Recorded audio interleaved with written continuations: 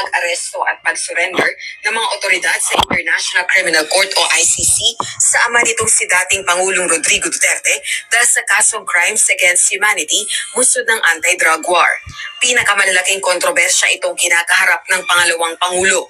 Sa kabila nito, nananatiling nangunguna si VP Sara sa pre-election preferences para sa 2028 presidential elections. Yan. Batay sa WR Numero Research Poll, mula March 31 hanggang April 7, 2025, 30.2% sa So magandang araw po sa ating lahat mga par, at lalong-lalong na sa mga sulit subscribers natin at sa mga bagong nanood sa mga videos natin, sa mga hindi pa nakapag-subscribe sa aking YouTube channel ay paki-subscribe naman mga par para po palagi po kayong updated sa mga video reaction natin.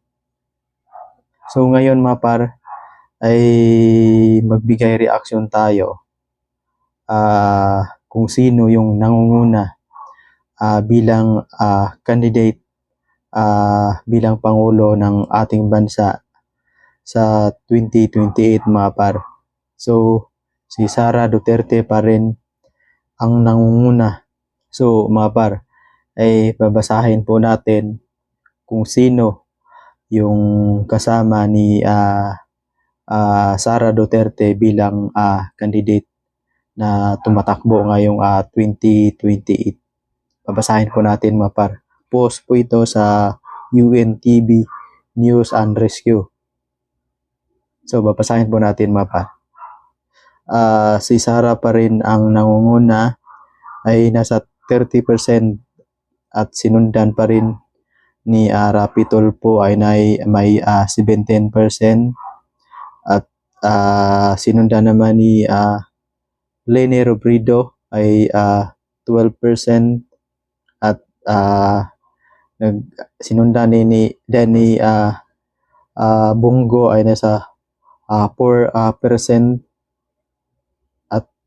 Si Aimee naman Marcos ay nasa 3%, Risa Hontiveros 2%,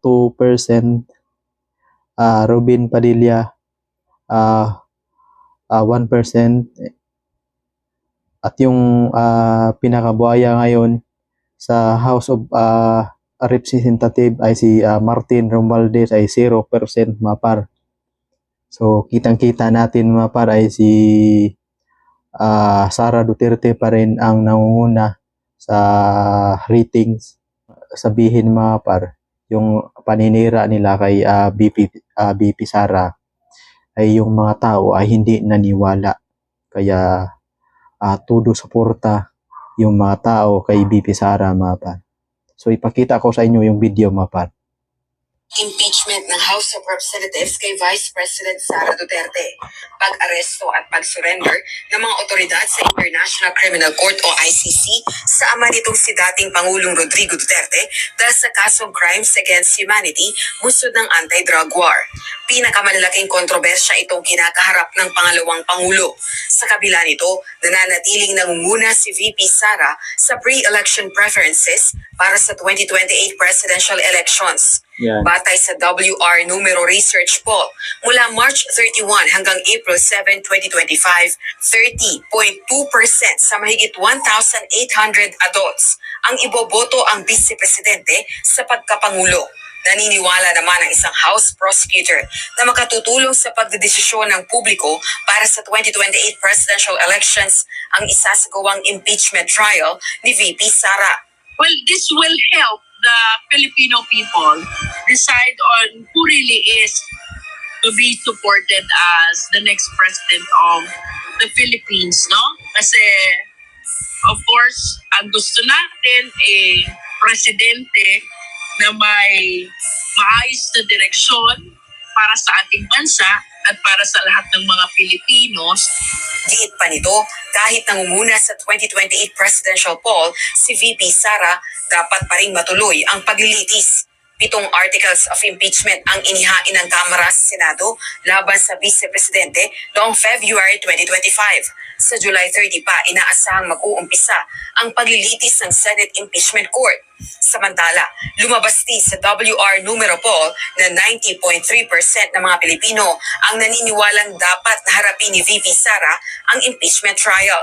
Sa kabila nito, 50% naman ang performance assessment ng publiko sa pangalawang Pangulo.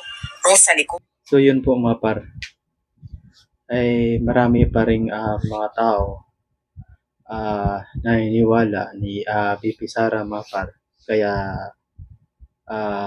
siya po ang nangunguna sa ratings bilang candidate ng pagkapangulo ng bansang Pilipinas mga par.